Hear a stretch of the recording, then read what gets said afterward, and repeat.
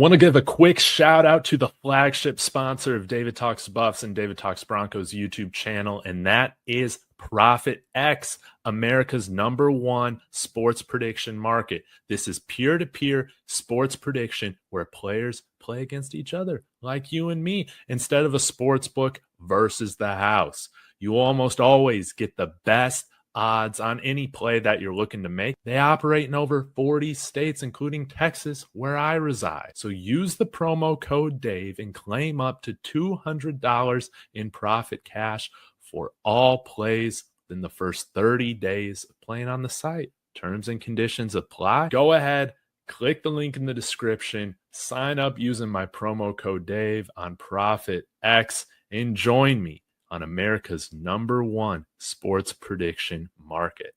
God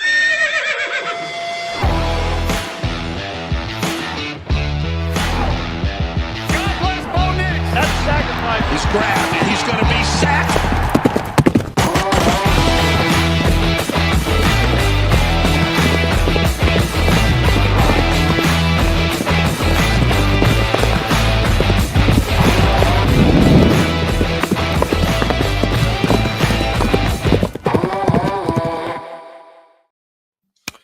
Broncos country, man, we get the victory. We bounce back against Cincinnati. Dude, I had to rock the blue light glasses for tonight's late show. Hopefully I don't stay up till 3 a.m. again. But joined here, of course, by my friends Mark and Kodiak. Jeremy will hopefully be joining in a little bit. But yeah, want to say hello to everybody in the chat. Be sure to like, subscribe to all the channels. Get involved. Let us know who your MVPs were. Shout out to Roan. We got BK in the building. Y'all leave a like. But man, let's get right to it, man. We'll hear from Kodiak first, then Mark. I want to hear your takes on this. It's just big victory. How are you feeling? Yeah, give me one big takeaway, I guess, from this 28-3 thrashing of the Cincinnati Bengals. Well, one big takeaway I have is that things are more of the same from last year. And while that's often been a bad thing for this team, one of the things we did a really, really good job of last season was whenever we should have absolutely demolished a team, particularly overmatched teams like Carolina, like Atlanta, that came into our house, whenever we should have beat the brakes off them, more often than not, we usually did. And the fact that the Bengals didn't have Burrow, I was kind of worried about Browning up until this week. And then after the opening drive, I was like, man, I'm kind of worried now. But, it was really nice to see that the Broncos, they were up to the test. Like, they definitely took this week seriously, which I felt like it was something they did not do 2 weeks ago against Indianapolis. But regardless, just nice to see that we got the dub tonight. Yeah, man, it was great. Mark? Well, one big takeaway is that the Bengals are trash also. Not to take anything away from the Broncos, but, I mean, I'm telling you, Zach Taylor, like, that guy's been carried by Joe Burrow too. And Joe Burrow should be like an automatic Hall of Famer because of what he has to deal with when he goes away. But thank God, man. Thank God we got a type of game that I've been wanting for so long. Dominating the time of possession, dominating the run game, 512 yards to 159. So, yes, the Bengals are terrible, but it was great. Just like Kodiak said, it was great to see us do what we were supposed to do.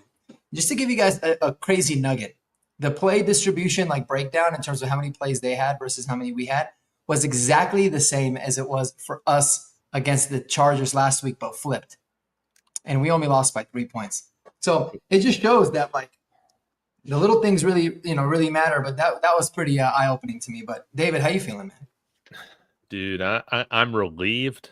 I just want to see this team bounce back and dominate. And I know it's the Bengals. I know they suck. But aside from that first drive where we had a couple dumb penalties on our defense, Riley Moss's short arms showed up.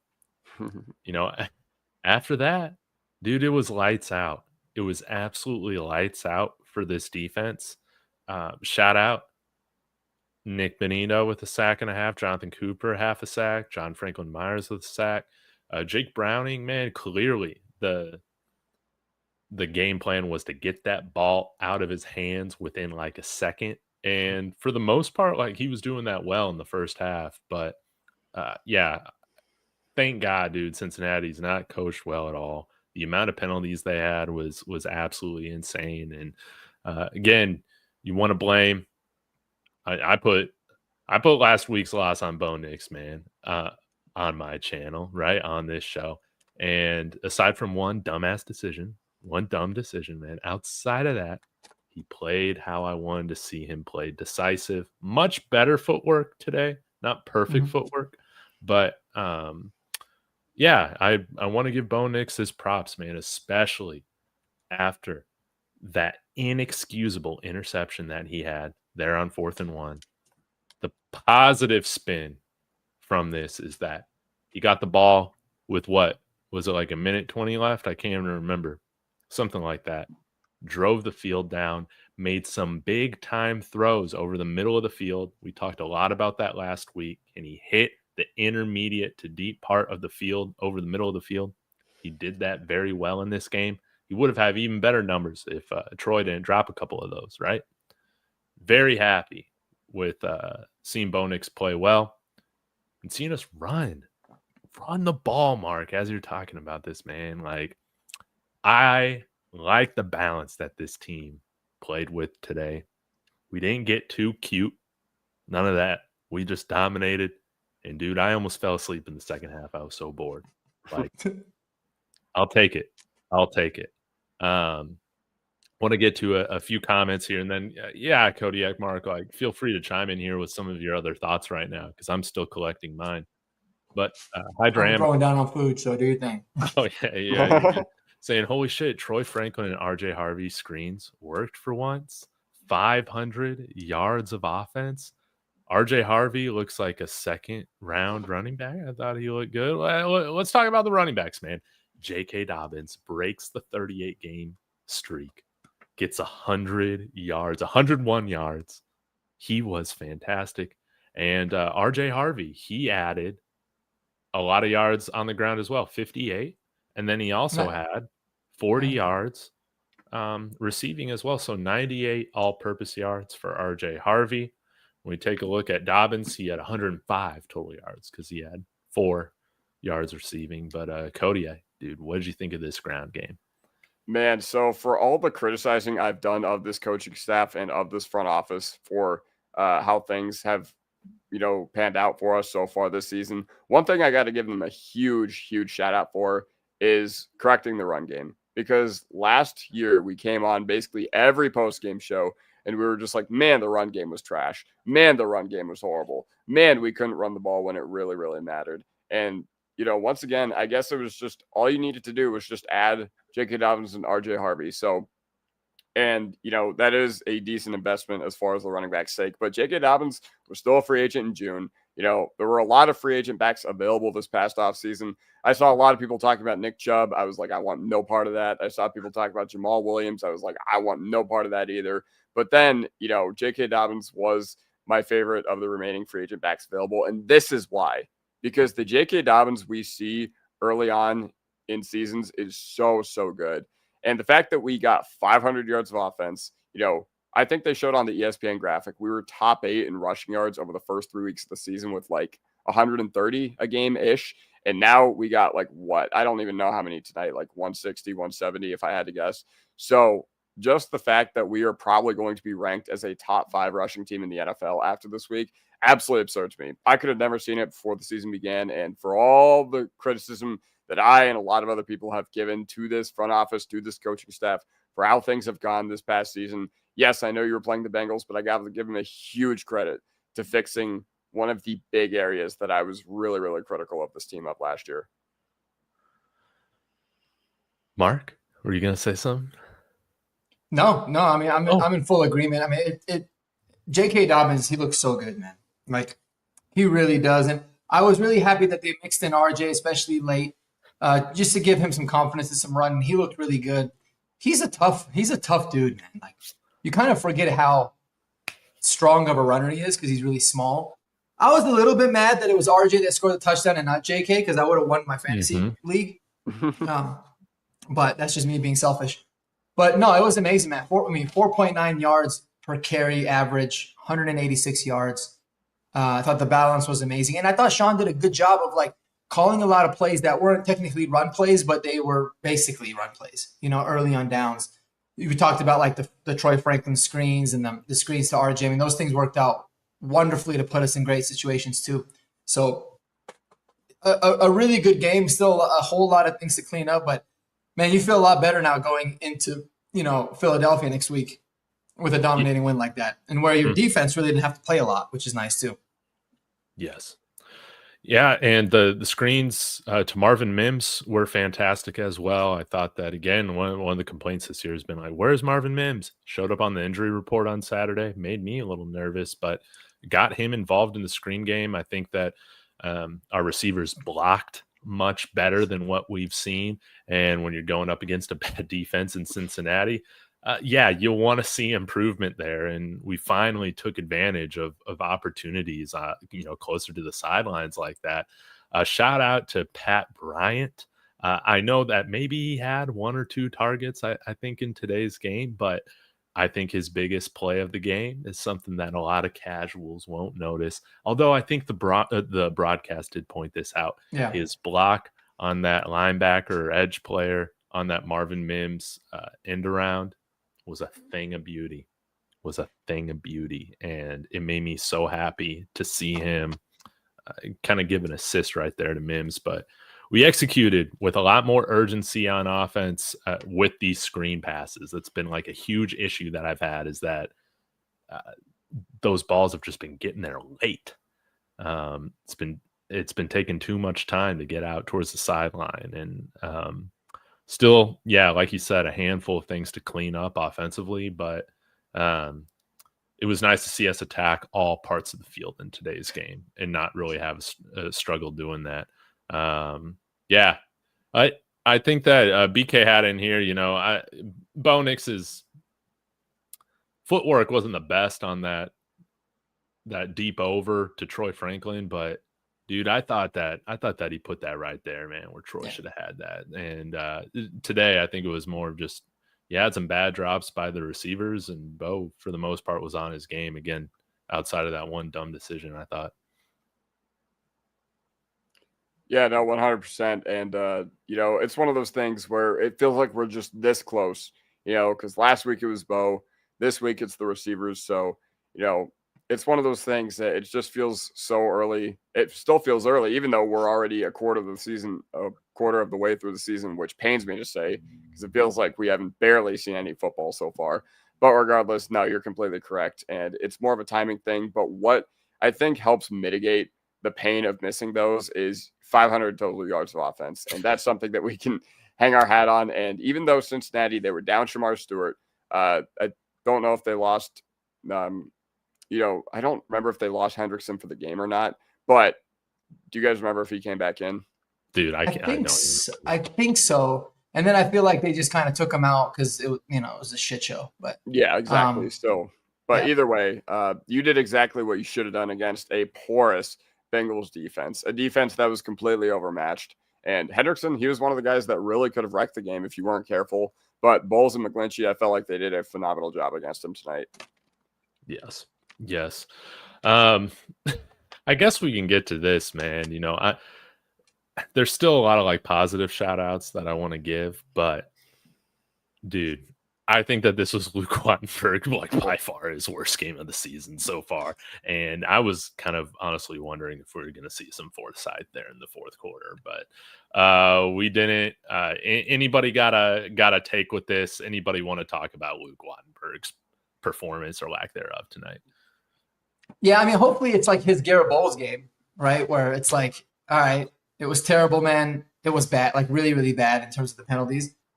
But he rebounds from it. But, I mean, again, I just think it's so easy to be like, put in Forsythe. I'm done with Wattenberg. Like, I'm guilty of that too. But it's easier to say that than actually do it, because overall the unit's still playing really well.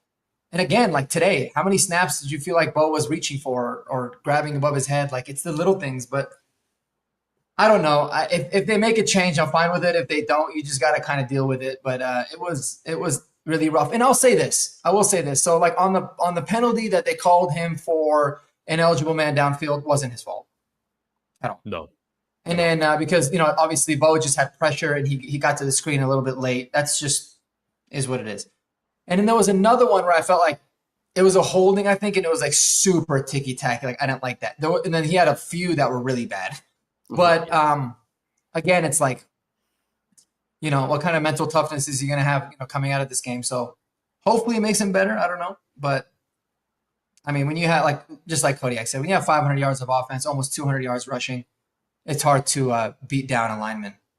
It's one of those where if he's going to have a bad game, this is the right game to have a bad game. So exactly.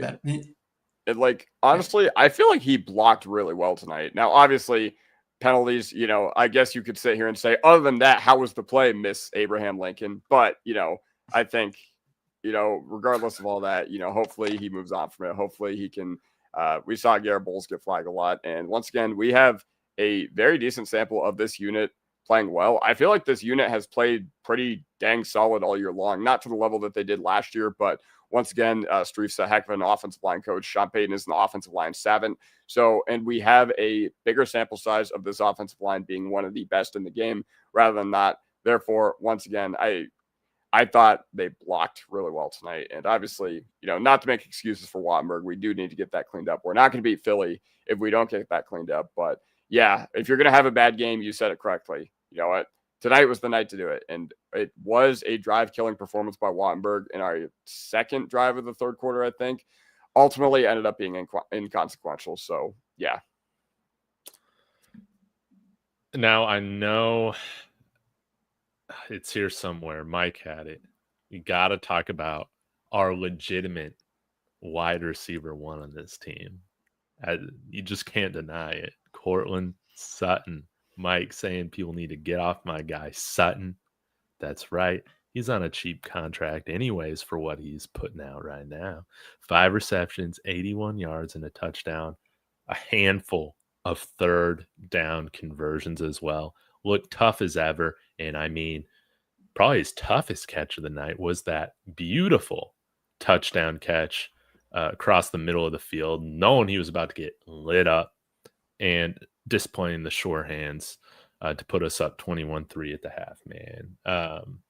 Let's talk about the receiving core, I think, like in general right now. And even I can't remember, man. Like, was one of y'all like real big on Evan Ingram too? I would just love to hear kind of your guys' thoughts on Cortland as well as what we saw out of Adam Troutman and Evan Ingram today. Mm-hmm. Mark, you want to go first? Yeah, sure. Yeah, man. Mike's not lying, bro. We got to get off Cortland's back, and I'm kind of one of the guys that have always been a little bit tougher on Cortland for a lot of different reasons. But he's just a playmaker. He's just turned into Mr. Reliable. I'm really happy he seems to have completely stopped with the drop passes. Like, he's just uber reliable. Bo loves him. He makes the tough catches. He was awesome, and dude, he scored every touchdown this year right before half. That's just what he does. Like the Titans game, right before half. And then I think he even scored. Did he score in the? I don't think he scored versus the Colts. No. Right before half against the Chargers. Right before half before the Bengals. So he's coming up in these clutch situations too. So Cortland looked great. His yards after the catch, what really stood out to me as well, like making guys miss, getting downfield was great. I thought Troy had an up and down game. You can see big improvement. Like I still think he's playing really well. He had a couple of drops which were tough, but he's really tough, man. Like he's taking big hits. He's holding on to the ball. His yak has been good, and he was open on that deep one. That would have been awesome if they connected there. But I thought he looked great. Obviously, Pat Bryant. I want to see him get more targets, but he's just so tough. And then Marvin Mims can do everything. Evan Ingram, it's like it seems like they're working him back from something, or they're trying to like hide him for a certain part of the season almost, because they just have him running like a lot of screens. They have him blocking, it seems like, a lot more. He had 7 targets, 4 catches for 29. 7 targets today? Yeah. And I think he had 3 different targets that were all taken away from penalties too, that were catches. So we're gonna have to see, man. It's kind of a work in progress with him, obviously. Still, he just doesn't seem right. I'm curious how many, like, what percentage of the snaps that he played. It was weird to see him just used, like straight up in the screen game, because I mean, I know it's tantalizing to get him, out in open space and all that, but you bring him in to, be that Michael Thomas big slot guy, right? And we didn't see any of that today. Maybe we'll see it against Philly. I hope. Yeah.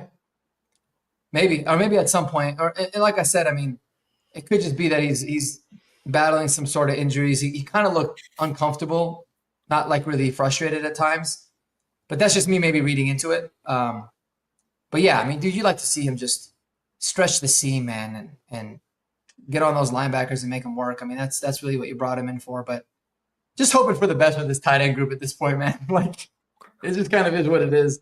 I think it was good mojo worse, not activating Lucas Kroll. It was good mojo.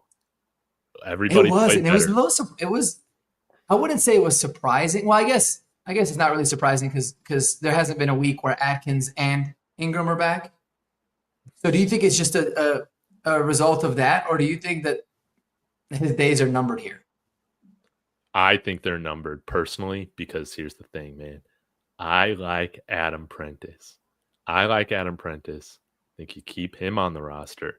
You keep Nate Atkins as your third tight end right now. I know it ain't sexy, but give me Nate Atkins. Give me root beer over Lucas Kroll, dude. So I want to be surprised when some of these guys are ready to come off of IR if Lucas Kroll is one of those guys that's cut. Yeah, 1000%. And honestly, I texted you guys in that Discord today. I was just like, let's go. Lucas Kroll's inactive. Because listen, man, with Lucas Kroll, for the past, I remember when we deactivated Dulcich last year, I was way more surprised at that. I was like, wow, we're not even going to give him a chance to, even right the ship with the experiment. Then he ended up getting cut. And with Lucas Kroll, you just have a receiving tight end who doesn't receive. So, what's he good for, in my opinion? He doesn't catch, big first downs. He doesn't catch touchdowns. So, I literally don't. And he can't block. Yeah, he can't block. So, when I think about Kroll, and I made this very same point this past offseason, I don't remember a dang thing he did, which means he did inconsequential. Anytime he did make a play, it was at an inconsequential moment. That being said, once again, Kroll is the odd man out here. It's not an indictment on him that he's on this team. It's an indictment on this roster as a whole for not having a solution behind Ingram at this point, which, I mean, we kind of featured Adam Troutman a little too much, in my opinion, in the first part of the game. But hey, he had that big catch and run, so good for him. But yeah, once again, Ingram, he was one of those guys that I felt like the fan base needed to temper their expectations a little bit because he's always been a low average depth of target guy. But even the yak ability just isn't there yet. And I'm just hoping that's a product of him, being one of those guys who's not completely 100%. And I think I will chalk it up to that, considering they're kind of trying to ease him in. But, once he gets going, watch out, man. That's how I feel about Evan Ingram. I just wanted us to have a legit chain mover and a legit, yak threat. And it looks like those are still a work in progress so far. But I'm happy that he at least looks like he knows what he's doing out there. Mm-hmm. Now, T-Fishes brings up a great question here. And we got to start with Kodiak. Your thoughts on this? He said, how are we feeling about Riley overall? Personally, love the dude and hated the criticism. He got cooked early and locked in great for the rest of the game. Give me your thoughts on Riley Moss's performance today. Well, I will say that every criticism the fan base has of him is not unwarranted or invalid, okay? The reason I say that is because, it's obviously been a tough start to the year for him. And, a lot of them, it's just perfect coverage, guys make plays. But when it just happens over and over again, it's just dang, even Higgins on that first third down, they converted him. Just dang, man, it just seems to keep happening. But, I love the way that he locked in. I love the way that he was able to lock in. But I will say, if he is struggling, he struggled in this matchup last year. Okay. And no doubt he wasn't the same player coming off that MCL, PCL injury or whatever. But, if you're Vance Joseph, that he struggled in this matchup last year. Why did you not give him any help? Why are you leaving him on islands against A, Chase, B, Higgins, who Higgins really had his way with him last year? So that's the way I feel about Riley Moss is okay, that he struggled in this matchup last year. Why did you not give him help on the early drives? But you are correct. He locked in afterwards. And I saw him clamp Higgins on a few of those third down routes that the Bengals were trying to run in the third quarter. In my opinion, Riley Moss is a big reason why I don't think the Bengals picked up a single first down in the second half. Now, you could fact check me on that You could bring it up if I'm not remembering anything, but I don't remember them picking up a single first down. And a lot of those third downs were like 3rd and 1, 3rd and 2, and they still couldn't convert. And a lot of that is the credit of the secondary, in particular Riley Moss, who stepped up in a huge way. Mm-hmm. Yeah, Rep saying, yeah, against those receivers, he did great. I would agree with that, man. I was pissed off. I was texting y'all in the Discord saying, man, Riley's short arms coming up again, driving me crazy. Then he got that pass interference call. I'm just gonna chalk that one up to racism, man. People don't want to see these white corners succeed. But there was a little grab there. They call him Pat Surtain on that, man. I don't know about that, but yeah, he was the whole defense played pretty much perfect in the second half, man. Like, this is a great confidence booster, and I had to just bookmark this one, dude. Respect my coach saying, yeah, we're about to go beat the Eagles' ass. Yeah, that's how I'm feeling after this game, man. Like, we absolutely can go in there and play spoiler when we're one of the best running teams in all of football right now. Doesn't that just sound like fake news when I say it, Mark? Like, it's crazy. But we're actually running the ball pretty well, and Sean Payton leaned into it in the second half, and it paid off to where, we were able to get a dominating victory. But I think we can go play spoiler, man, and the Eagles will rightfully be favored. But I'm no longer terrified of this game. No. Yeah, not at all. Nope. No, not at all. I think we have a really good chance against the Eagles because there's a lot of things that I feel like I look at and say, I kind of like the way we match up against them in a way, right? Because like their strength, it's going to be strength against strength in a lot, right? You talk about our D-line is absolutely our strength of our defense. Their offensive line, they talk about the best in football, so it's going to be awesome. And then their D-line is really dominant, and our O-line is really good. So it's going to be one of those where, you speak about Riley Moss, he's going to have to come up big going up against Devontae Smith next week, and we know that PS2 will lock down A.J. Brown. And then we're going to have to see, man. I mean, it's one of those where Philly's kind of unique because they win games in a really weird, like unconventional way. And it's like, can it continue to be sustained? Did you know that Jalen Hurts didn't complete a pass in the second half of this last game?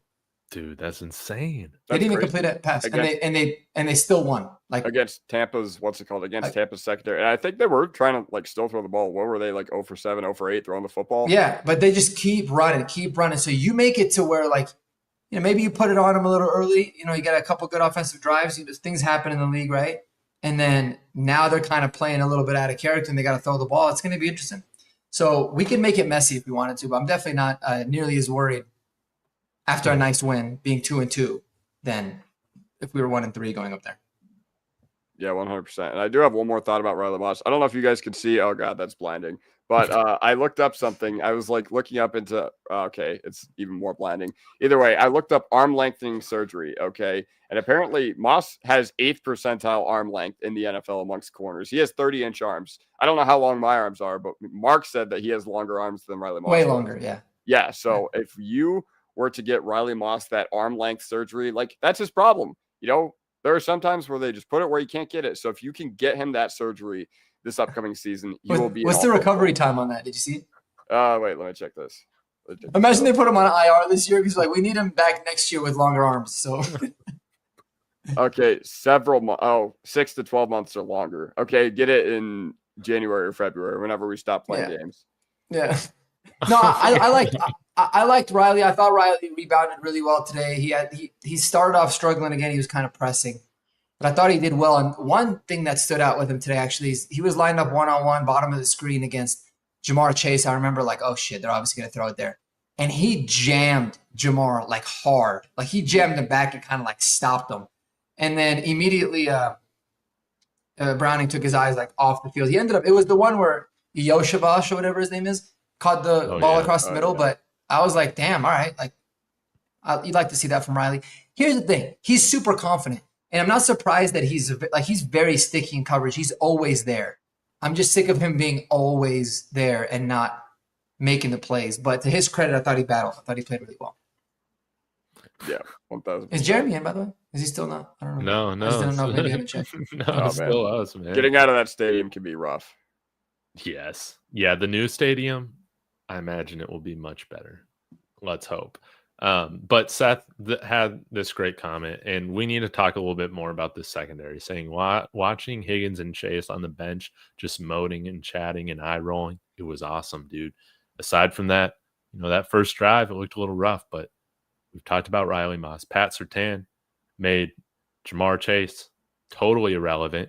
And the one play that Cincinnati had to get some nice momentum against us. I don't know if this was the first drive or the second drive when they were throwing that like corner route out to Jamar Chase. Brandon Jones comes up there, so beautiful. swats that thing away.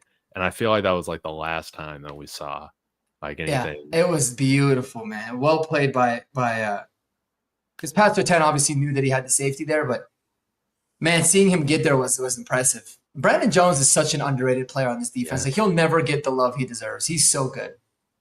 Yeah, Exactly. He's like I always forget his name, man. It just shows that he's forgotten too on the Super Bowl 50 team, the no-fly zone. Darian Really? Stewart. Darian Stewart never got the love he deserved on that defense because we had so many good players, but Darian Stewart was an absolute baller, an absolute killer. Yeah, I want to pull up our box score here. Sorry it took me so long to do this. Hopefully this looks... What I will say was a little disheartening was the opening drive of the game. I remember watching Alex Singleton miss like a tackle or like 3, and I was just like, man, here we go again. And this was against the Cincinnati team that has been historically bad at running the ball the first 3 weeks of the season. They were averaging 2.1 yards per carry. So they doubled their yards per carry output. So, I mean, Chase Brown had a good first drive against us, and, we did a good job on him for the rest of the game. But I don't know. Next week, it gets a little bit easier when we get Alex Singleton up against Saquon Barkley. So we'll see. Yeah. And I think Chase Brown was one of like the least efficient starting running backs coming into this game. And they didn't really utilize him much in the second half for obvious reasons, right? But that is something to watch, man, is that it wasn't looking as good against the run to start out for those first couple drives, man. Chase Brown, 4 yards a carry. Alex Singleton, he needs to play like the best game of his life. And it's going to be a revenge game because he used to play for Philly, right? So hopefully that can like go in our favor. But didn't see much of him. Didn't see much of Sternad. I didn't even know if Sternad played a lot. I didn't hear his name once. Yeah. He was had out 3 there. tackles, but I felt like every time, they were running like a lot of just one linebacker, and they were just running dime. They probably were in dime a lot. Which we should be. We have like the deepest group of corners in the NFL. We should be in dime a lot. Yeah, which is why like maybe they had a little bit more success running than we kind of anticipated, but we were fine with it because it's like, as long as we don't get killed in the air, we can figure out the run game. But yeah, he had 3. And okay, Savion Jones, his first game dressing. Okay. Guys, I gotta be honest, man. I didn't really notice him, but I was looking at other things with the defense. So, what'd you guys make of Savion Jones' play? I only saw him on 1 snap, if I'm being for real. I only saw him like on 1 pass rush snap, and I think Jalen Rivers, the right guard on Cincinnati, won it. So honestly, I wasn't expecting him to like come in and wreck stuff this game, but yeah, I didn't really notice him either. So I can't really make a strong opinion about him after this game. I thought he actually looked good. There was one thing. So he got a holding call. Like he caused the holding call because he absolutely killed the guy on one of the plays. I thought he played pretty well against the run. I tried to pay attention to it was weird. It was him and Uwazurike together. It wasn't like they put him with one of the starters. They kind of put them both. But yeah, he might not have played a lot of snaps, but those are the 2. And then I remember like appreciating a hustle play that he had, like chasing somebody to the sideline. He didn't get to him, but yeah, I didn't see a whole lot. But nice to see him activated and get some reps, man. That's what we need from him. So cool. Yes, yeah, we need something from both him and Pat Bryant as the season moves on. And another guy to keep an eye on here is Garrett Wallow. I think he's had 3 elevations now. Oh yeah, tackle on special teams on one of the kick returns. He's somebody that I would imagine he would get signed to the active roster before Lavelle Bailey. So that's something to. Or does it mean that Drew Sanders is ready to return next week? And that way we don't really need to worry about elevations for linebackers because he is eligible after this week. That is true. That is true. Now, I haven't heard that like it's expected, but it was weird because so Adam Schefter put like a list of like these are all the guys that are eligible to come back from IR, and they didn't mention Drew Sanders because it was more for fantasy, I think. And Mike Klis went out of his way to say, don't forget about linebacker Drew Sanders. So maybe he's hearing that he is on track to come back. But getting his are we really going to go down against the Drew Sanders Philly. rabbit hole again?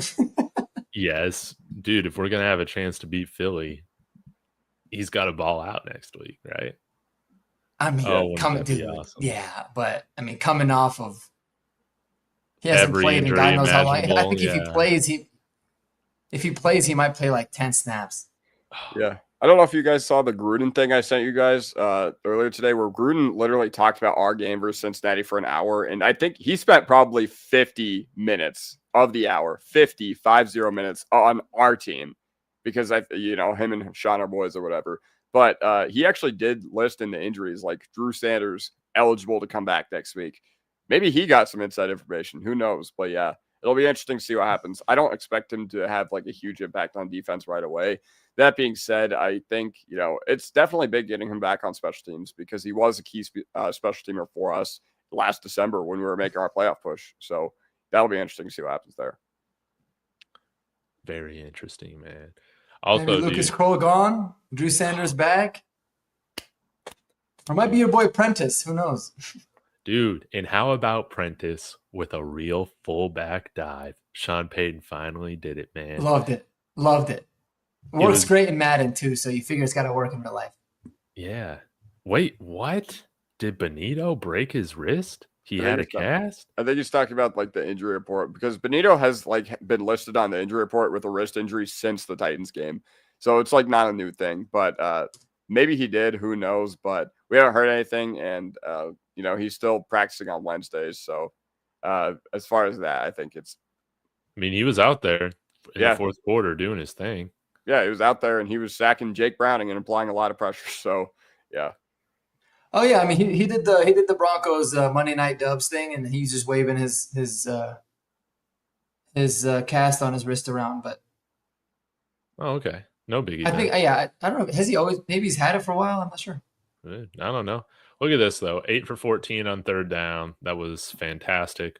We also rushed for 11 first downs. How about that? Beautiful. It's so funny because I think this is the exact same first down disparity that we had last week against the Chargers, 29-9. And then I think it's a very similar third down efficiency to what we had against the Chargers. We went 2 for 13 last week. Cincinnati went 2 for 11 this week. Yep. And I think the Chargers went somewhere around 50, a little bit above 50% against us last week. And the play discrepancy too, 80-43. Now, the difference is we only lost that game by 3 points. Cincinnati, we blew the doors off of them. So if there's any silver lining in that, this is what it looks like when we're on the other side of those games. And the other side of those games looks like us losing by 3 points to the team leading in our division. Oh, dude, and how beautiful was my favorite drive of the whole game was, we had 2 of them in the fourth quarter. One of them ended up being a punt, but it took 5 minutes off the clock. And then we had a 10-play, 76-yard drive, 6 minutes and 11 seconds off the clock. It was just like we bled the whole quarter out. We ended up scoring a touchdown. It was a thing of beauty. It was really nice to see. I love that. But it was funny because we were talking about, I was like, this game's going by way too slow because of all the stupid penalties. And then that just basically like finished the fourth quarter out. We're like, all right. So you got to love that. I know something I was really mad about against the Colts and the Chargers is I felt like, we had one of those drives tonight that we did not have against the Colts or the Chargers where we could just run the football, run out the clock, just chew clock, grind clock. And you know what? It's part of being a team where this is still a new thing to us. Like the run game's been pretty terrible for most of the Sean Payton tenure. So I think that even the guys are just like, wait, we have a run game now. But regardless, I think if we have execution like this against the Colts, against the Chargers, we have a much better chance at finishing out those games. Whatever, hindsight's 2020. But regardless, I know we had a big lead when we took the field on this drive, which definitely helped. But once again, just the fact that we were able to run the football, run out the clock, and avoid going 3 and out and just keep things moving. That was huge in making sure that this game ended before 10 p.m. despite all the flags. It was insane, man. Yeah, and they know you're going to run the ball in that situation too. We were able to just march down the field. The vision, I think we're starting to see it come to fruition with RJ Harvey involved in the passing game almost as much as the running game. 58 yards on 14 carries, and then you see again 4 receptions, 40 yards, and that touchdown. He looked very comfortable today, and both him and JK, man, they had such nice vision between the tackles, making guys miss, cutting, not just running into the first guy they see at the second level, man, like making guys miss and continuing to get yards after contact. Like, and a lot of my Cowboy fan friends, man, you know, they've been strangely very happy with Javonte Williams because he's an upgrade over Ezekiel Elliott. No doubt about it.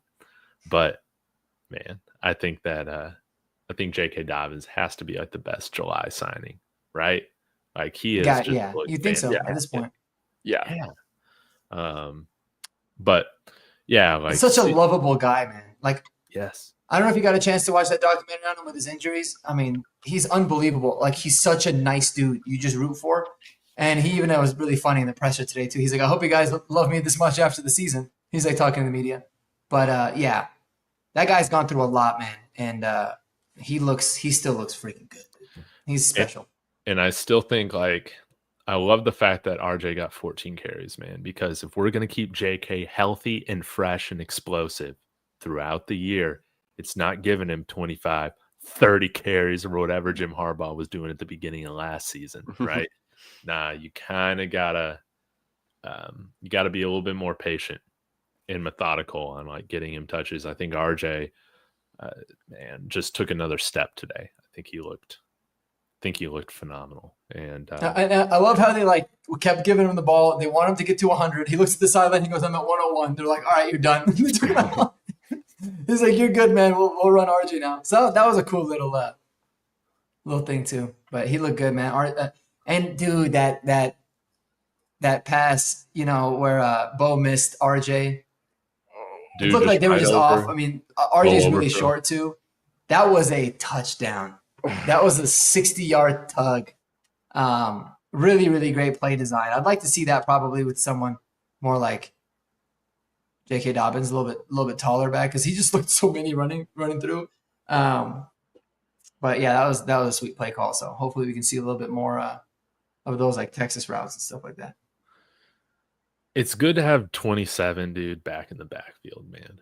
The number 27 mark, I just think, you know, it should for the most part be worn on offense. I wish we had a back wearing 26, but I'll take RJ Harvey's 12. You know, it's grown on me, man. It's growing a little bit, right? It's getting there. I think it's cool. And definitely better than a little Toast having 27. That's for sure. Dude, oh yeah, dude. Yeah, Little Toast. Yeah, his career's done. Hope that injury. Dude, by the way, did you see Tyreek Hill dislocate his knee? That was insane. That was nasty. Yeah. Yeah. Poor dude, man. That sucks. Yeah. Well, now he's not going to get traded back to KC. So no, that's true. Now I know Rep is bringing this up in the comments. Really impressed with Bo Nix. It was even less time than I thought. 1 minute, 1 second, or I guess no. I don't know. What is it? It was like 110. They got the ball with like around 110 left. At the end of the first half, Evan Ingram 2 yards. Then Bo Nix hits Troy Franklin for 11 yards. Yeah. Then Bo Nix hits Marvin Mims, and dude, this was such a nice catch from Mims. Oh yeah, on the deep outside for 28 yards. Took a lick after catching this as well. That was great. Yeah. Tyler Bidet, again, he should not play much, but when he gets on the field, this is what you want to see him do. 11-yard catch, gets out of bounds, and then it's capped off with a pass to Cortland Sutton for 8 yards, and then a 20-yard pass, man, over the middle. Just methodical. And again, after making such a terrible play on the last drive to end it, Hopefully this is like a turning point for Bo Nix, man. I don't want to So? see any more dumb decisions like that in the red zone. Is that his third red zone turnover this year? Yeah. Kodiak, you're the memory Oh, guy. third red zone. I was about to say, I don't remember him turning the football over in the red zone necessarily. I know we were at the fringe, or we were outside of it, just barely against Indianapolis when he threw that pick. But We had one against Tennessee, I think, in the end zone. I don't remember that being in the end zone. I remember he got picked No. twice. I think two of them were like around at midfield. Oh, I think you're thinking about week 1, his rookie year. He had one in the end zone. dude. He did. Could be. He had some ugly ones, man. Okay. Fact check me on that. But nonetheless, great to see. We're going to need Bo Nix to play the best game of his career, I think, if we're going to go and upset Philly, man. They just seem inevitable. They win right now in the dumbest ways. But they're still like destroying these teams.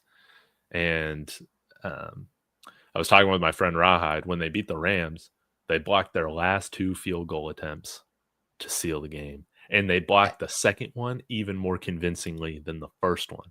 That's what's terrifying about Philly. But with being able to establish the run, having our young weapons start to get involved a little bit more, hopefully we see Evan Ingram utilized more, man. With the way we're running the ball and our defense finally getting their mojo back, who's to say we can't beat Philly? No, I mean, I think we can. I think we could beat Philly. Oh, absolutely. I don't know if I I'm mean- going to bet on it just yet, but we can beat them. No, yeah. No, you don't bet on it. But this is such a good, I think Kodiak made a great point earlier where he's like, this team's got a lot of similarities to the team last year. And today it kind of showed that because we just stomped the teams we're supposed to. This is going to be the true litmus test. Like, you're playing a team on the road, similar to the Ravens game last year where you got, killed. Can they show up?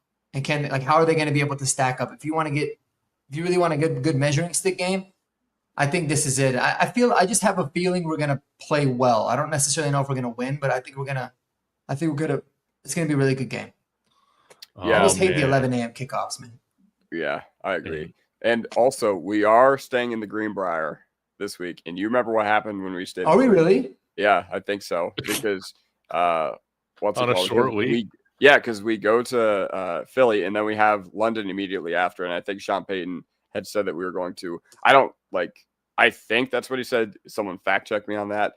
But regardless, when Philly was originally announced back in May, I was just like, all right, scheduled loss, because we were coming off the Bengals Monday Night Football, and then we fly to London immediately after. But then, now that you didn't really have to play a really physical or competitive game on Monday night, I think that really works into our favor. And it could be easy for the players to be distracted and be like, all right, we're going to London next week. But one thing about Sean Payton, he always keeps his players grounded, and he always wins games that honestly you think you should have no business winning.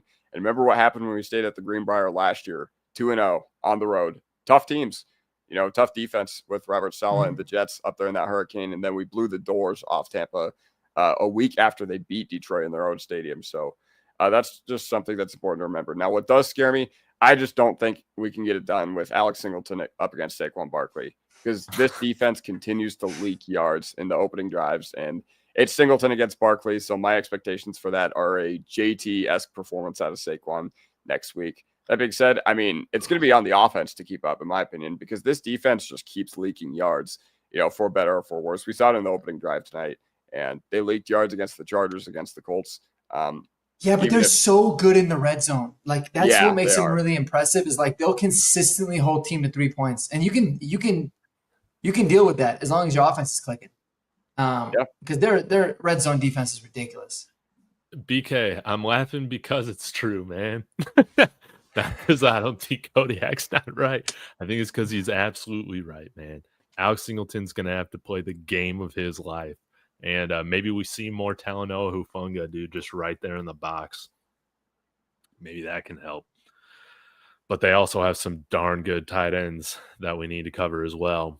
And, yeah, man, I mean, the Rams, they're a whole other beast, I feel like, than our offense right now. But they did put up quite a few points on Philly. So there are things possible to do to score on that defense. But man, we need Alex Singleton playing good. We need Luke Wattenberg playing good. And we need Bo Nix to have a perfect game decision-making wise, man. We cannot allow him to even just one dumb throw, dude. I feel like Philly will take advantage of it, man. But it's the battle of the white corners, Cooper DeJean versus Riley Moss. Which white corner is going to be worse? Which one's going to be better? Jeremy was just on for a second, and I was going to bring him up here because he was at the game. But I don't see him anymore. Okay, while you're waiting for him, I do want to respond to Paul Schaefer in the chat. He said they barely made it past the 50 Kodiak. While that is true, while that is very, very true, I'm not using this game as like a valid measuring stick. And we did see it on the opening drive where we did come out a little flat, if anything. So if you want to criticize the defense on anything, but I'm not using this game as a measuring stick like at all. But we have a lot of samples, even going back to the Cleveland game last year. If you remove the KC game, the Tennessee game, and this game right now, the defense has been pretty porous, at giving up yardage, but there are clamps in the red zone. So we'll see what happens. That's what the point I'm trying to make. Yeah. I mean, I think the way the defense is set up, like with the shell coverage we always talk about, and man, and mixing in some zone, like in the red zone, we're almost like don't mind giving up yards, but we rely a lot on getting sacks, stopping them in the red zone and getting turnovers. That was working for us last year. And those games where we didn't really get, a lot of sacks or really any turnovers. I mean, yeah, we got absolutely bottled up. So this would have been, man, this game up against Philly would have been a really nice game to have Drake Greenlaw home. Yes. Jeremy, give me a thumbs up when you're. Oh, it's sweet, dude. You're ready to go. Hey, dude. How was the game? How was the atmosphere? Give us your takeaways. Dude, the tickets were so good and I was so close to the field. I literally felt like I was helping coaching. Like I was like, come on, Marv, let's go, Bo. Like seriously, I was like, they could literally hear me. Like I was right behind the Bengals, and everybody. There was a bunch of Bengals fans, and they were like yelling at the coach, and they were like thumbing up the crowd and everything. It was wild. But from my point of view, the game was like, I don't know. It's going to be interesting to watch the replay of it, because to me it was like, it was easy. I don't know. Oh, yeah. The Broncos have had we've had two preseason games and two heartbreakers so far in this regular season. Yeah, that's what it felt like. It's been weird. Dude, even in the fourth quarter when like the Bengals, we got them, fourth down, and they decided to punt it and we were up, and I was like, oh, they don't even want to be on the field. They're literally wanting to go home. So I want to hear from you guys. What did how was the TV watching experience? Dude, we dominated, man. Yeah. I think we're all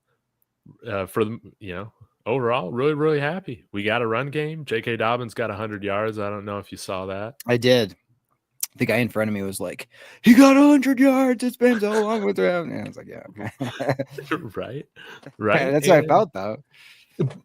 But we got to know, like, how loud was it? I mean, I feel like the crowd caused a handful of penalties, and just what everybody think of Bo and the offense this time around. Yeah, it was like, honestly, I don't know. I mean, Repsum just said I have a case of the main character syndrome, and I'm all lean into it, because honestly, when we got there, the game was already started, and I was like, "Let's go, come on!" I started, and then my friend who I came with, he's got like the loudest whistle I've ever. I'm like half deaf from that, and the whole crowd just got super pumped up, and we were doing that, and I was just like, "Oh man, this is awesome!" It was great. No, people were fired up for sure when it came to like the third downs, for sure. Like it was rocking in there. And the one thing that's interesting is I was sitting there looking at the stadium and this huge giant screen that looks all good and everything. I'm like, they're going to tear this place down in 5 years. It's not bad, it's still really nice, but it'll be. How was the traffic when you left? So we parked a little bit far, like a 20-minute walk. And so from us, it was just like, we jumped right onto 6th and straight home. So it wasn't bad. but we had to walk out. We didn't park at the stadium. That would have been a nightmare. So we walked far enough away. But yeah, it was I don't know. Like to me, it was like when we showed up, when we got to our seats, we were down 3-0. I didn't know what had happened the first, 7 minutes of the game or whatever. Penalties. Is that what happened? I didn't know if we deferred or whatever. We did defer. We did. And that was one thing I said I wanted us to take the ball, but we ended up deferring this year. 4-0 on the coin toss, by the way, this year. Yeah. Keeping track. We had it. Yeah. 2 years ago, I felt like we lost every coin flip. So we're catching back up here. How did you guys feel about that 4th down and 2 Bo interception, which I don't know if you guys saw it. Did you think that was an interception? Or do you think it looked like he dropped it? Yeah, I think it was. And it was also a terrible decision. I don't know who he was throwing it to. It was Mims in the corner. Or no, it was Franklin. It was Franklin in the corner. He was totally covered. That's the thing. In that situation, there's 2 options that are okay. Scoring and throwing an incompletion. Then the third, like one bad option, but decently bad, would be like taking a sack, but like whatever, still not in the day. Throwing a pick was the worst, but we got lucky that we ended up, defense got to stop. We ended up scoring, but yeah, I didn't like that, but it wasn't the end of the world for me. Yeah, a part of me was like, it's 4th and 2. I guess you're just gonna force it in there. If you throw an incompletion or a pick, I mean, you're gonna get it on the 20 instead of the 2 or whatever. But if you throw it away there because you have nobody, like that's really stupid to do that on 4th down. So I don't know. I think he was gonna jam it. He was gonna have a corner, or no, maybe it was Demetrius Knight that was back there on the corner. I just still feel like he could have ran that thing in. I agree. I think he should have ran. No, that's what I thought in the moment. So here's what I said, and my dad will back me up in this. I know this was not very popular amongst when I tweeted it out and put it in the Discord. I would have kicked field goal there. Here's why. You would have had the chance to go up 17-3 before half. And with how your defense was playing, you knew you were going to get the football. So had Cincinnati scored again, it still would have been a 17-10 game. That's why I would have taken the points. I understand. I understand why they went for it on 4th down. But me, I'm obviously not the coach, but I would have kicked it. I understand why they did, though. But that was my opinion. But I don't fault the Broncos for that or anything. No. Yeah, I think they were going for the bringing up a good point here too. We were running the ball so well on that drive too, and it would have been nice to just punch that thing in, man, on 4th and 1. Like, but it was when nice they had RJ in the Wildcat. I thought they were going to do a jump pass. Me too. Because I was like, he played quarterback, man. And then there was another one where they tossed it. I thought he was going to throw it. I'm waiting for the RJ throw. How did you guys feel about RJ Harvey? Because like JK had the bulk, but at the end there, he was looking. He had 94, 95, like all-purpose yards, dude. Is that what he ended up? Yeah, fantastic. So yeah. Slippery. You had almost 200 total yards between him and JK, and that's a very nice combo. So, man, and I mean, the guys, I thought the uniforms looked real good on the broadcast. Oh, yeah. Did they pop it on the field, Jeremy? Totally. Like I was in the stands being like, those, I agree with Mark, what he said. Those should be the regular game unis. I always like the Navy anyways, personally, but they look great. They always save those for like a night game. But every time. Sorry, I just want to add one thing. Like, the white helmet is like, I always wasn't the biggest fan of it. I think tonight it showed like the white helmet is awful. Yes. And maybe if you're gonna wear it with like orange jerseys, I think it'd actually look cooler there. But with the navies, dude, you gotta have the Navy helmet. Totally. Yes. 100%. When I was making the thumbnail, I was looking for the midnight Navy jerseys from last year, but they were in that white helmet, and I was like, ugh, those don't look right. But the little game threads graphic that they sent out before the game, I was like, that looks great. So I agree. I also love the slight change they made in the midnight Navy jerseys, as opposed to like way before we went to the orange primaries, years ago, like the Shanahan era or Tebow era, whatever. But I like this shade of navy a lot better, and I think you just wear them at night. Maybe you wear some throwbacks at night too at some point, but I would like it overall if you could kind of rock 4 different combinations at home. Like, I would like to get to that place where we kind of have 3 uniform combinations that we just kind of rotate through. Yeah, I think the navy tops with the white bottoms would be really nice. Like, that was kind of the combo that we used to wear a lot too. I just feel like, because I remember when we had navy as our main home jerseys, every time we wore the orange, it was like special. It was cool. It was like, oh, this is different. Yeah. And then now it's like, dude, I'm so sick of this orange, dude. And like, I don't know. I just have like so many bad memories in that color, but I hate it. I'm like, you know what? Orange is one of those where it should be our alternate. Like, you wear it a couple times a year. It's a special type of thing and you move on. But I think it's time to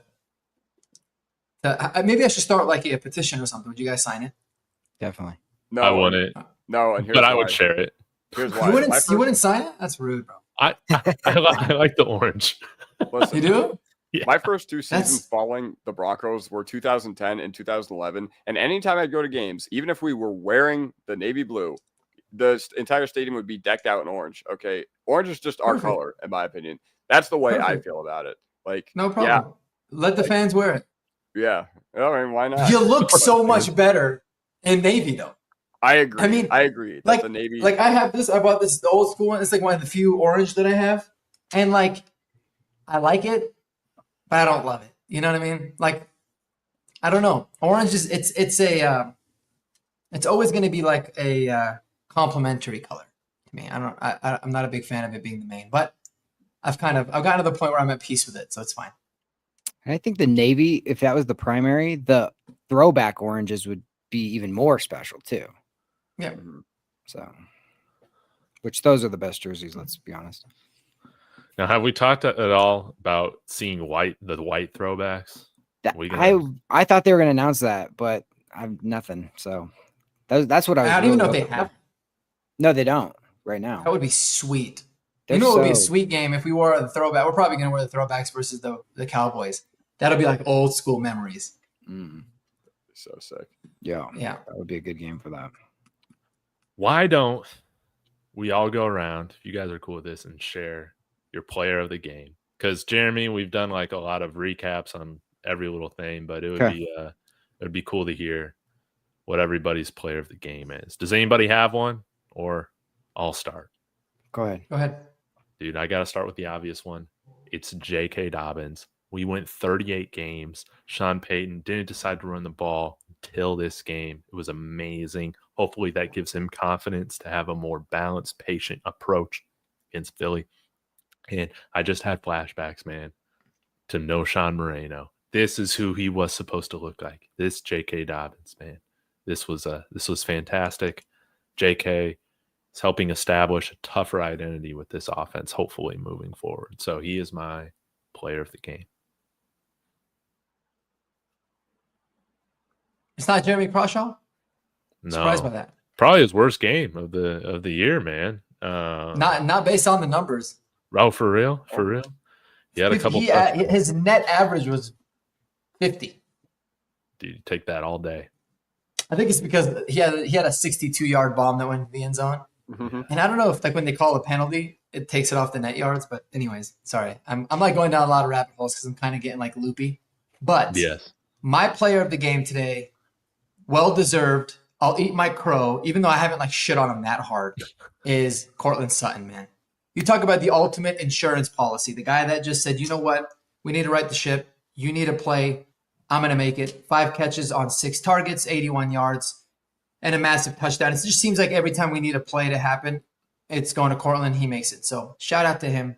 And that's my player of the game. Yeah, definitely. I'll be the guy. I'll be his defender. Like, he's heard the noise. Sophomore slump. Oh, does he suck? He's got happy feet. Not tonight. Other than that 1 4th down that he forced. Bo Nix, dude, throwing strikes. Like, he had a couple throws in there that were he just ripped them. Yes. And man, it was like so nice to see. Like, I remember one specifically that he just stuck into Mims, and Mims kind of got hit awkwardly. He like beat the first guy and then got hit kind of back the second guy. But that was such a good throw that he just like laced in there, and he looked cool and calm as a cucumber back there. Like I was watching his feet, and it was just, it was pretty. It was pretty. Bo, good job, man. Way to answer the bell. You know.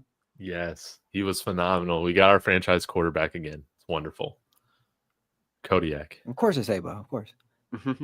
Well, I mean, you guys have said pretty much every other realistic possibility, but so I will take this time to shout out a player who I was really, really happy with tonight, and that was Garrett Bowles. Once again, you had such a tough assignment tonight with Trey Hendrickson, and I didn't hear Hendrickson's name once. Actually, I think he got like maybe in the backfield once for like a run stop or whatever. But other than that, him and McGlinchey both just completely kept Hendrickson off the play sheet. And Hendrickson was one of the reasons why through like 2.5 quarters last year in Cincinnati, we really struggled. And we couldn't move the football. And honestly, it was all because of the pressure that Trey Hendrickson was getting them. And for all the injuries that they had on their defense, and, I know Shamar Stewart out or whatever, the one guy who really could have hurt you was Trey Hendrickson. So I want to give a huge shout out to this offensive line, not only for neutralizing Hendrickson, but for allowing it to happen for J.K. Dobbins and R.J. Harvey. Mm-hmm. And Rep coming in here, this is something that Strez and I might do, dick of the game, because we just need some mean football players on this team. So I'm not really sure in just a total whooping who is our dick of the game. You'll have to tune in on Thursday to see, but I remember Jonathan Cooper was talking some mess to Jake Browning after one of his hits, and it's all I kind of noticed. John Franklin Meyer, I think, jawed. I saw one, Alex Singleton, he had tackled, I think, Chase Brown back, and he was like helmet to helmet with him, and it looked like he was saying something. But yeah, we don't have a lot of dicks on this game. I know, it's what we need, man. But Kodiak, shout out to you, dude. That Garrett Bowles is a great call, man. Yes. Because I think he's quietly making a case for an all-pro season. He's been that good. He's just been unbelievable. Steady, no penalties. I was about to say, through all the faults that the offensive line has had through the first month or so of the season, I think a lot of people have talked about Quinn Miners being a little wishy-washy, like not his usual self. I think that'll turn around pretty soon. A lot of people are talking about Wattenberg. Not enough people talking about Powers. Not enough people talking about McGlinchey, but Garrett Bowles is having an unbelievable year. So I think a lot of people in Broncos country should start to take notice. Maybe I'll put up a cut up tomorrow of him, having the awesome season he's had so far. Because Ring of Famer. Yeah, Ring of Famer for sure. I can't believe this is the same player that I used to watch his rookie year in 2017. And I remember the Broncos were so mad. Oh, we should have taken Ramczyk. Ramczyk's out of the league now because he had that cartilage thing. And Bowles might have an all-pro year. And it was almost weird with him because he only continued to get a chance because we had no options. I think his backup got hurt. We literally had no one to go to. They wanted to bench him, but they're like, whatever, we're forced to roll out with this guy. And all it did was make him an unbelievably good player. And I think it just goes to show sometimes you got to stick with your guys, Mm-hmm. Exactly. 2020 was the first season that he really had a good chance. He really, really did awesome. And I just remember 2019, 2018, I feel like a lot of people would have harped on Bowles if not for literally one of the worst right tackles I've ever seen in Elijah Wilkinson. He was the target and the lightning rod for the fans at that time. I just remember watching him, and I was just like, man, this guy is awful. Garrett Holds is what everybody used to call him. Remember that first year? It was he'd get one a game, and everybody was frustrated. But I was constantly I think that was the Drew Lock era, and I was just well, I would rather have him get a penalty, one a game, and have our quarterback not get hit than just somebody just the right tackle. It's just literally a turnstile. Nobody was even there. Menelik Watsons and God, you could just go. Was it Donald Stevenson you said, or who was it, Kodiak? Elijah Wilkinson, but Elijah Wilkinson also awful. I've told people that we from 2015 to 2022, we were the Cleveland Browns of right tackles until we got McGlinchey. So McGlinchey, I don't give a shit what you pay him. He is worth every penny. Even if he has his bad games, I don't give a shit. He is way better than all those trash cans. Dude. Now you got Palcho. Preach. Dude, it was a good game today. Yeah. It was an unbroken boulevard of ass at right tackle for years. Jawan James, like we just could never. I mean, even when we paid for it, it was just like we could never figure it out. God, it was so horrible. Who was Nate Hackett's best buddy that we brought back here, and he just never played? Oh, Billy Oh Turner. my God. Billy Turner. Who was that? Well, he's from Green Bay, right? He was Yep. a swing tackle, yeah. Yeah, Who? that was the second stint here. Billy with Turner. Hackett. Yeah. Oh, Billy Turner. Awful. Dude, Menelik Watson just gives me nightmares still. Donald Stevenson. Dude And is a remember- freaking. They're all turnstiles, man. Who was the other guy? Oh gosh, I'm forgetting his name. Schofield. Remember him? Oh my He ended up gosh. becoming a good guard though for LA, didn't he? He Wow. did. He ended up turning. Yeah, I think he's still playing. Isn't he with Atlanta? Wait, let me check. Yeah, Really? he ended up really turning his. Remember Ty Sombrilo? Sombrilo. That's what I was just trying to. I was just trying to think of his name. He had an injury, He but sucked. Yeah, there was like one year they were like hyping him up, like they're really excited, and then they traded him. yeah. Well, even in this game, like leading up to this game, I was listening to the breakdowns, and like Dalton Reisner was supposed to be this unbelievable player for us, and I was so excited when we drafted him. He's a local kid. He was amazing at Kansas State. Like I was like, oh, this is going to be awesome. He's going to help Bull so much, and that just he had his rookie year he played well, and then after that, just not Yeah. again. I know. He got benched tonight. He was supposed to play. He was supposed to start. They benched him. Yeah. I asked you guys, like, what do you think happened? I remember in the summer in the Discord, I was like, what happened to Reisner? Then Mark put it best. He was like, dude, as soon as Pat Shurmur came into the building, all those guys regressed and their development just hit it. Like he said, every time Pat Shurmur or whenever Pat Shurmur came into the building, everybody just went to shit and regressed. And I was just like, you know what? Fair assessment. Except for I think Bulls. was it David that said that? I didn't say it. No, I don't no, wanna no. take You that. definitely said it. Hold on. Let me pull it up. I don't think it was me. Hold on. Did I? Maybe I think did. so, Maybe but I I thought said it was a fantastic explanation because I've always wondered why did Reisner like never pan out after his good rookie year? Yeah. He got a really hot wife, and then after that, he kind of went downhill. So I don't know if that had something to do with it. I don't He was- remember if. Yeah, I don't remember if he had any kind of injury too. I don't That know. may He be pushed like- Jarrett Stidham. He That's all I did. Push- I remember he had some injury, but it wasn't Was it like, Stidham or was it? Or No, was it it was the other Russ? backup. Was it Stiddy? It was Russ's backup though. Rippin? I think it was Rippin. Was it Rippin? Yeah. Can't push Brett Rippin. oh yeah, no, it was ripping 100%. Yeah. Dude, if we had Graham Glasgow, if we moved him to center, dude, Yeah. we would be killing it, man. He was fantastic. Dude, he was so bad for us for the last 2 years when he was on our team too. Dude, he sucked, man. Oh, he was so bad, and everyone's like, "God, I can't wait to get rid of Graham Glasgow." And then all of a sudden, I guess he Freaking was Pro dealing with Bowler in injuries. Detroit. Yeah, Still balling out of his mind. Yeah. Yeah, he Yep. played well. yep. I thought, quick shout out, Mims had a really good game. I thought, like, I mean, he jet sweeps, great catches across, like good returns. Like I thought, just really solid stuff. Yeah, Yeah, he's man. so good, man. He was tough.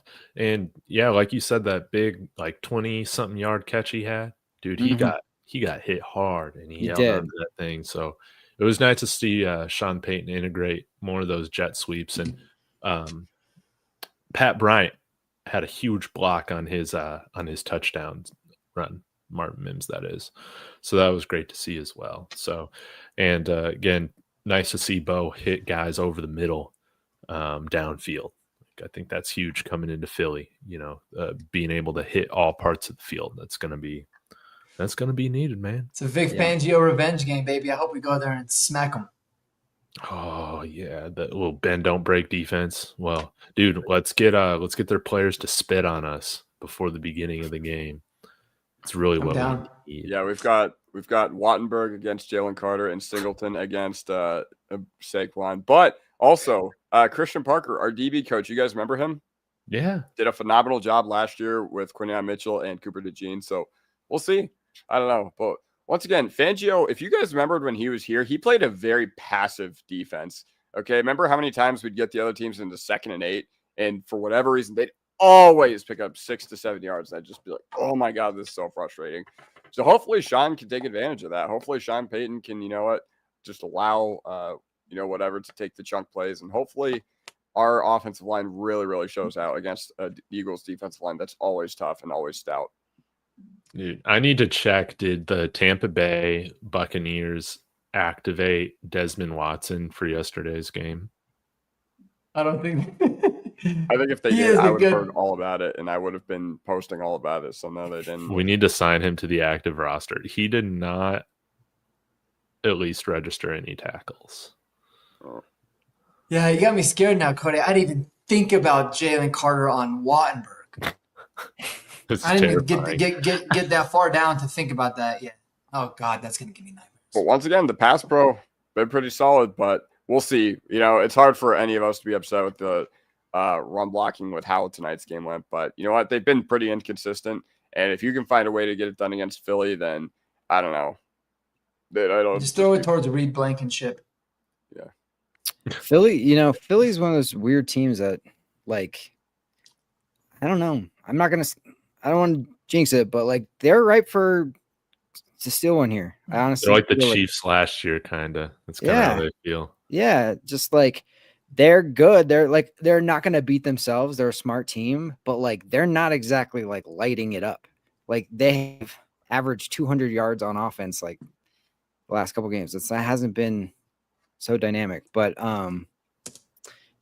Vic Fangio, I will always remember Vic Fangio as the guy who, when the opening press conference of him getting hired, he was like, it's going to be like, I don't want this team to have death by inches, like, and all stuff. And then it was like, it was death by like 7-yard like slants, dude. Like all game long, bro. Like he was the ultimate bend don't break guy, but like he's the most bendy defense I've ever seen for a guy who's supposed to be a defensive like guru. But yeah, it wasn't meant to be. It was like he's the ultimate like Wade Phillips, like where it's just like he's just a coordinator.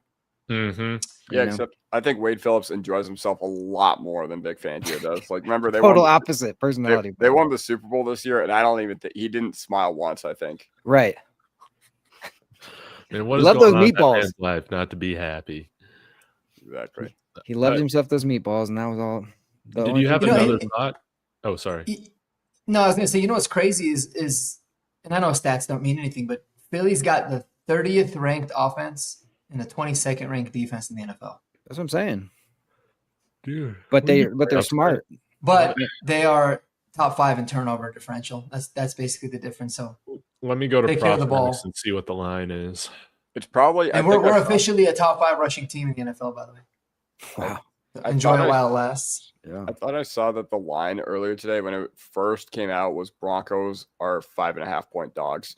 And this game, honestly, like it reminds me a lot of the KC game last year, where you're playing against a team that honestly they really haven't looked all that great, but they just keep finding ways to get it done. And honestly, the Eagles should have lost to the Rams. The Eagles should have lost to the Rams. Like it took 2 unmitigated all-time special teams disasters for them to not lose. But yeah, I don't know. I've been anything but impressed when I've watched Philly. Now, obviously, it's still the Eagles. They're still a pretty good team. They're still the defending Super Bowl champions, one of the best rosters in the NFL. And they do have mismatches that, if we lose 45-10, I said it back in May, I won't be surprised because we have Singleton against Saquon, and we also fly to London right after the game. But you know what? Sean Payton, he's good at keeping the guys focused. So that's what I have to hang on my hat on there. I really thought helped this game and Bo settle down was watching that Giants game yesterday when they like Jackson Dart using his legs early to settle himself down. Bo running for that touchdown early in this game was the exact same feeling I felt. It's like just take what you get, and then it's going to change the way they're going to play you, and then 1,000%. You can slice. So just. And he was decisive to take it. Did he get like a few calls back from penalty? Because it shows that he only had 7 yards. Oh, he must have, yeah. And he didn't take any sacks. I mean, I think he only ran it like a couple times, right? I felt like I remember him like, good job, way to use your legs. And maybe a couple got called back. But regardless, I liked that he was decisive. And then, man, there was a couple play. It was one play he made. 3 of them that stuck out. One of them was the quick pass on the screen to I think it was Troy Franklin, where like the guy was a free blitzer. He saw him and he just like aborted the handoff, threw it. That was cool. But there was another one where I loved how he like ran up in the pocket, slid over, and delivered a throw. Like he did look a lot more composed. And I just feel like, and then when he runs in the hurry up, it's just we should always run hurry up. That's how we should open up against Philly, man.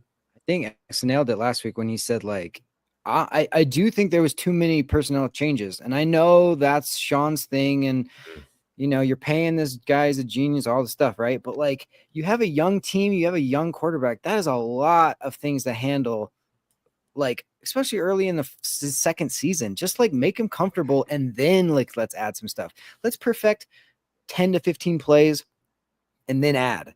Let's not try to perfect 30 plays off the bat and 15 personnel changes. I don't want to see no mass subs in Philly next week. We're going to have massive issues if we're doing that. I think a lot of it has to do with, it's kind of like the genius of Bo Lowry and his team though too.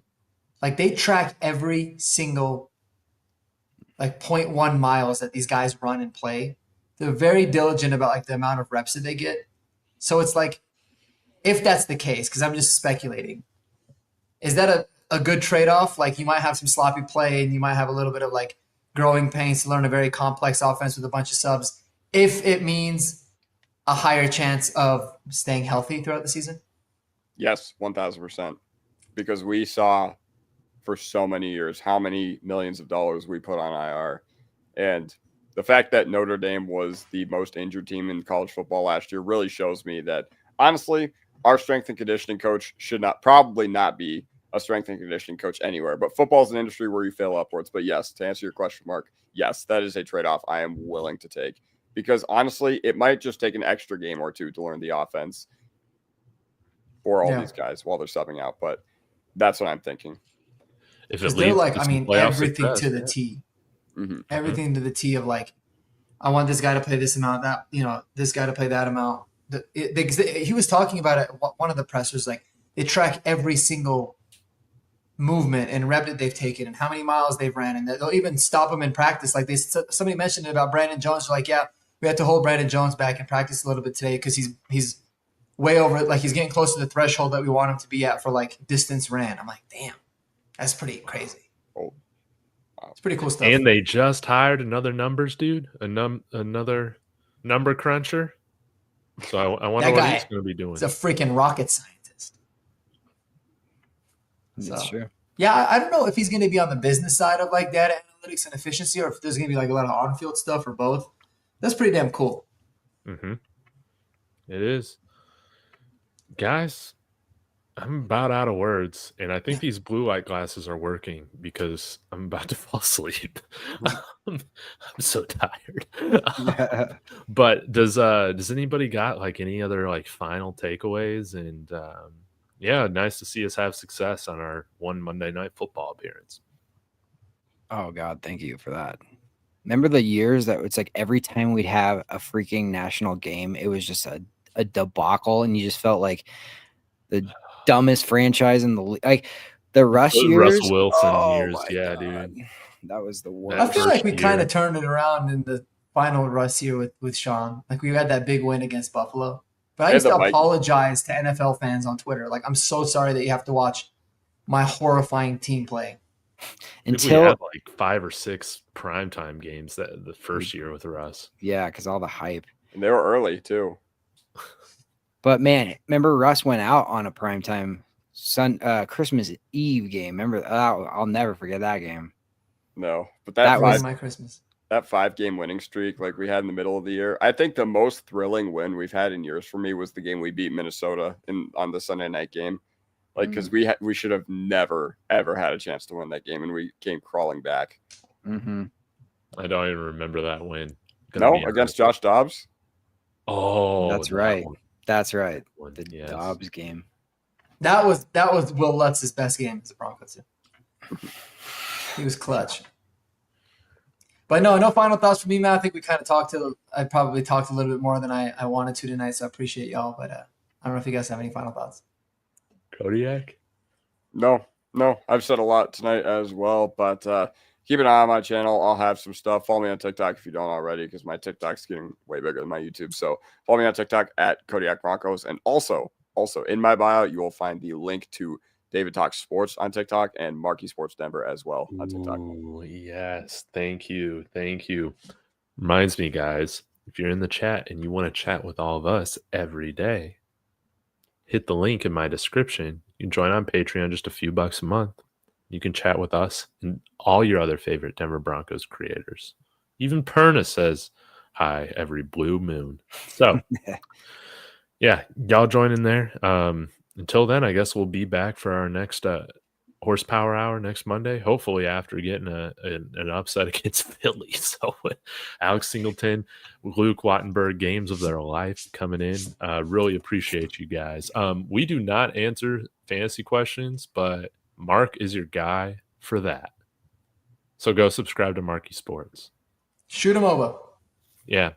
All right. Y'all have a wonderful night and go Broncos. Let me find the outro video. There we go. Oh, Broncos. God